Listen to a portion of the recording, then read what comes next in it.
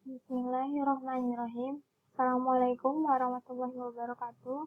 Saya Lutfi Fairo dari Pendidikan Bahasa Inggris 2018.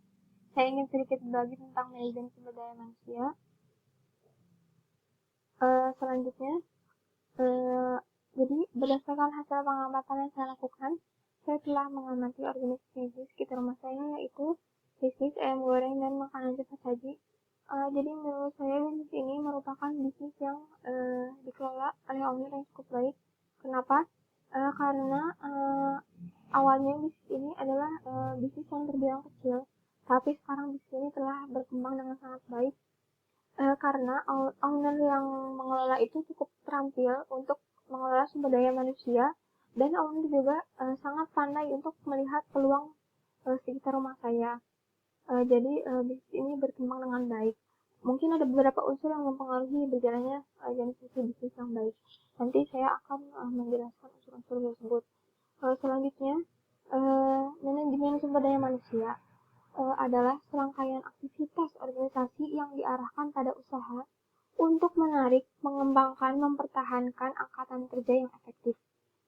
Selanjutnya, tujuan bisnis untuk membangun hubungan yang menguntungkan antara pelanggan, mengembangkan produk yang lebih baik, memasarkan produk dengan cepat dengan harga yang lebih rendah. Itu adalah tujuan bisnis. Selanjutnya, unsur yang mempengaruhi berjalannya organisasi, seperti yang saya katakan tadi. Yang pertama, unsur organisasi ini lebih ke tujuan untuk mengefektifkan dan efisiensikan dalam memenuhi tujuan organisasi. Jadi untuk keefektifan dan keefisiensian dapat dipertimbangkan dengan bantuan. Yang pertama itu pendekatan mekanis meminimalkan upaya fisik, waktu, pelatihan, dan bagi peserta. Yang kedua itu aliran kerja sesuai urutan dalam memaksimalkan pekerjaan yang disesuaikan dengan kebutuhan barang dan jasa. Yang ketiga ada ergonomika. Jadi ini ilmu yang mempelajari mengenai rancangan jabatan dan peralatan agar kerja itu dapat cocok dengan kemampuan fisik atau individu. Jadi kerja itu lebih mudah untuk dikerjakan. Selanjutnya, unsur lingkungan. Unsur lingkungan ini lebih menekankan terhadap kemampuan dan komitmen karyawan serta ekspektasi masyarakat. Jadi yang pertama itu kemampuan dan kompetensi karyawan, perancangan kebutuhan kerja sesuai dengan kebutuhan karyawan. Jadi misalkan dalam tugas layanan pelanggan online itu 24 jam. Dalam perhatian karyawan lebih menekankan pada karyawan yang dapat mengerjakan tugas yang sudah dirancang. Yang kedua itu ekspektasi sosial budaya. Perancangan pekerjaan itu harus disesuaikan dengan budaya lokal. Hal ini ditetapkan untuk meminimalisir kerugian akibat konflik yang akan terjadi. Jadi maksudnya ini perancangan pekerjaan itu harus disesuaikan dengan lingkungan sekitar pekerjaan tersebut. Yang selanjutnya ada unsur perilaku. Jadi keragaman keterampilan. Contohnya itu misalkan seorang satpam perbankan yang memiliki kemampuan secara fisik tapi juga kemampuan bersosialisasi dengan para nasabah. Yang kedua itu identitas tugas. Jadi desain interior yang memiliki tugas untuk mencari setiap peralatan ruang, tata letak, pencahayaan, dan ruangan yang sempurna. Yang selanjutnya itu ada signifikasi atau arti penting tugas. Contohnya itu seorang kepala negara yang mempunyai tanggung jawab dan wewenang yang besar untuk dipertanggungjawabkan bagi kehidupan bernegara. Selanjutnya ada otonomi. Contohnya itu seorang karyawan yang memiliki dedikasi terhadap pekerjaannya dan menyelesaikan pekerjaan dengan caranya sendiri. Jadi misalkan karyawan itu mengerjakan pekerjaannya dengan caranya sendiri dengan baik. Yang selanjutnya itu umpan balik seseorang karyawan yang mampu untuk menjalankan sebuah pekerjaan dan mengevaluasinya secara pribadi. Jadi setelah bekerja karyawan tersebut mengevaluasi diri sendiri, apa yang perlu ditingkatkan, apa yang perlu ditinggalkan, seperti itu. Selanjutnya, strategi pemasaran. Yang pertama, segmentation, targeting, differentiation, dan positioning. Dapat dilihat di PowerPoint penjelasannya. Saya akan menjelaskan strategi pemasaran restoran ayam yang saya teliti. Jadi strategi pemasaran ini membuat lebih banyak pelanggan mudah berkunjung dengan membuka cabang di tempat strategis dan mendorong pelanggan untuk sering mampir dengan memberikan layanan memuaskan serta promosi yang menarik seperti potongan harga. Membuat pengunjung tinggal lebih lama dengan meningkatkan fasilitas tempat.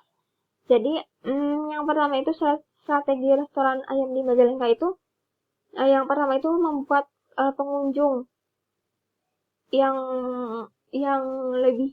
pengunjungnya itu lebih tertarik untuk ke restoran itu dengan cara yang tadi saya sebutkan.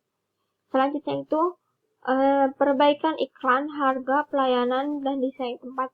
Jadi di sini juga perlu ditandai bahwa iklan juga sangat penting dan pelayanan. Jadi sebelum kita menerima pekerja, kita juga harus menetapkan standar pelayanan untuk pelanggan seperti itu. Terus selanjutnya, fasilitas pesan antar yang terjangkau dan jaminan rasa.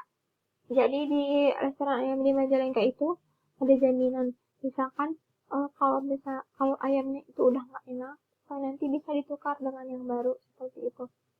Yang selanjutnya, meninjau ulang grafik pemasaran. Jadi kita juga sebagai owner perlu melihat grafik pemasaran di bulan ini misalkan naik atau turun, dan kita perlu melihat apa yang membuat grafik itu naik dan apa yang membuat itu turun. Jadi kita bisa membuang yang jeleknya dan kita bisa meningkatkan yang bagusnya, seperti itu. Selanjutnya, memasang fasilitas live music sesekali gitu. Jadi kita juga perlu memuaskan hati pelanggan supaya pelanggan itu tertarik untuk kembali ke restoran kita, seperti itu. Yang terakhir, ini adalah hitung-hitungan kasar pembisnis ayam. Jadi berdasarkan hasil pengamatan yang saya lakukan, organisasi bisnis sekitar rumah saya itu bisnis ayam goreng ini adalah bisnis yang dikelola oleh owner yang baik dan penyusunan strategi pemasaran yang baik pula. Jadi tidak bisa dipungkiri bahwa strategi pemasaran itu sangatlah diperlukan dalam organisasi bisnis. Unit bisnis yang ada di sekitar rumah saya itu pengelola keuangannya itu sangat baik. Jadi sangat juga dapat sangat rapi ya. Unit bisnis ini mendapatkan sumber modal dari pinjaman mandiri karena usaha yang dijalankan cukup membutuhkan modal besar karena sewa tempat sekitar saya itu cukup mahal gitu. Jadi owner ini memilih untuk mendapat modal dari pinjaman usaha mandiri karena uang tabungan yang dia punya itu kurang cukup untuk mendirikan usaha ini. Tapi dengan pengelolaan bisnis yang baik, dia bisa mengembalikan sumber modal dengan teratur.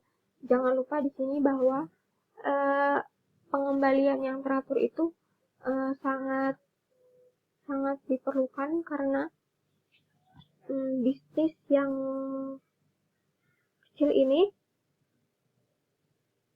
bisa berkembang dengan baik dengan meminimalkan apa yang dikeluarkan, memaksimalkan pemasukan, seperti itu.